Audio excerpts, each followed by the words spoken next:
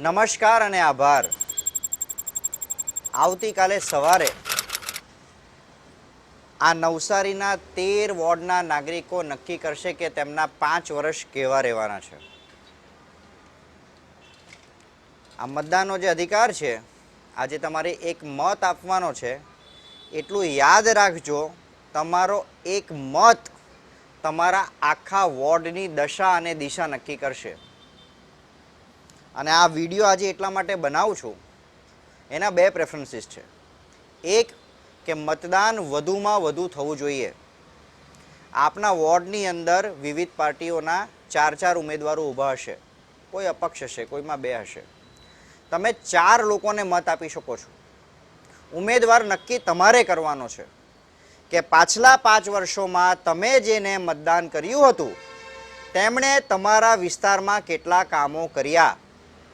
તમારા ઘરના બહારની ઉભરાતી ગટર, તમારા બચ્ચાઓને તમે સ્કૂલથી લઈને આવતા એ તૂટેલા રસ્તાઓ, બંધ લાઇટો અને જે વિકાસની પરિભાષા સમજો છો તે વિકાસ કરવામાં તમારા પાછલા ઉમેદવારો સક્ષમ રહ્યા કે કેમ.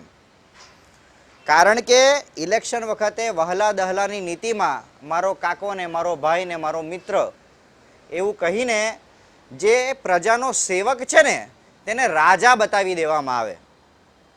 જે ઉમેદવારે તમારા ઘરના બહારની ઉભરાતી ગટર બંધ કરાવવાની છે તે જ્યારે તમારા ઘરે મત માંગવા આવે ને તો તમે એવો અનુભવ એને કરાવી દેવો જાણે કે એ રાજા છે, એ બહુ મોટો માણસ છે. ખરેખર એ તમારો સેવક છે, એ તમારો મેનેજર છે. જે સરકાર તમને સુવિધાઓ મોકલશે ને તે સુવિધાઓ યોગ્ય રીતે તમને સમર્પિત કેવી રીતે થાય, ભ્રષ્ટાચાર કર્યા વગર કેવી રીતે થાય, તેની જવાબદારી એ સ્થાનિક ઉમેદવાર એટલે કે સ્થાનિક કોર્પોરેટરની છે. અને આ વખતે હવે તમારે તમારું ભવિષ્ય નક્કી કરવાનું છે નવસારી મહાનગરપાલિકાની જનતાએ કે 5 વર્ષ તમે સુશાસનના કેવી રીતે ભોગવશો. આ જે પાવર છે, આ જે શક્તિ છે, એ શક્તિનો ઉપયોગ તમારે કરવાનો છે. તમને તમારી મનગમતી પાર્ટીના ઉમેદવાર જો તેનામાં લાક્ષણિકતા દેખાતી હોય તો આંખ બંધ કરીને એને મતદાન કરી દેજો. એ નહીં જોતા કે એ કઈ પાર્ટીનો છે. એ ભાજપનો હોય તોય એને મતદાન કરજો, કોંગ્રેસનો હોય તોય મતદાન કરજો, અપક્ષ હોય તોય મતદાન કરજો.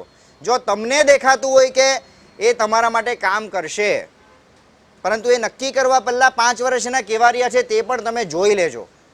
કારણ કે તમે વહાલા દહલાની નીતિમાં મારો કાકો અને મારો ભાઈ એટલે હું મતદાન કરી દઈશ, મારી જાતિનો એટલે મતદાન કરી દઈશ, અને એના પાછલા વર્ષ ખરાબ રહ્યા છે તો તમારો એક મત એને જીતાવશે પણ, અને જે લોકોનું ભવિષ્ય અંધારામાં છે ને તેનું ભવિષ્ય અંધારામાં રહેશે પણ.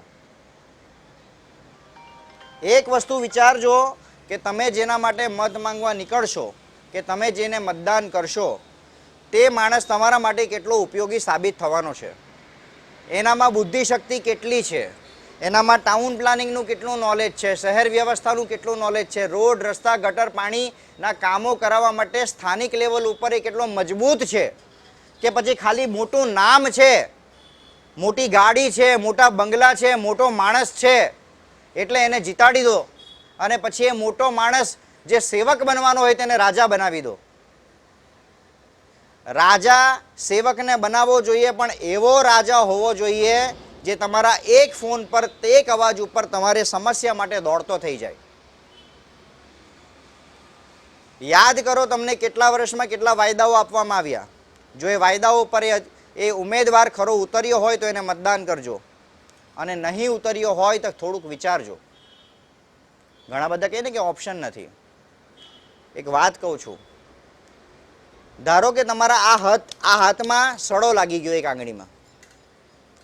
તમે એમ વિચારશો કે કંઈ નહીં, સારું થઈ જશે, મરમ પટ્ટી કરીએ, બીજું ઓપરેશન કરીએ, ત્રીજું ઓપરેશન કરીએ. ધીમે ધીમે 5 આંગળીમાં લાગશે સડો, પછી કાંડામાં લાગશે, પછી કોણીમાં લાગશે. અને કોણીમાં લાગશે ને જ્યારે તમારો ડૉક્ટર એમ કહેશે કે ભાઈ વધારે પડતી મગજમારી કરવાની બંધ કરી દો, આ કોણીના નીચે લાગી જશે ને તો બીજો ડુપ્લિકેટ હાથ પણ ફિટ ના થાય. એનો મતલબ એ કે જો સડો લાગ્યો હોય, આપણને ખબર હોય ને તો પહેલાં એ સડો કાઢવો પડે, પછીનો વિચાર પછી કરવાનો કે મેં સિન્થેટિક હાથ નાખા કે પ્લાસ્ટિકનો હાથ નાખા. આ ખૂબ ગંભીરતાથી વિચારવા જેવી બાબત છે. મેં વાસ્તવિકતા દ્વારા તમારી સામે કદાચ તમારો ઉમેદવારો ના કરતા હોય ને તેટલા કામોની હકીકત તમારી સમક્ષ મૂકી છે અને એને તાર્કિક રીતે મૂકી છે.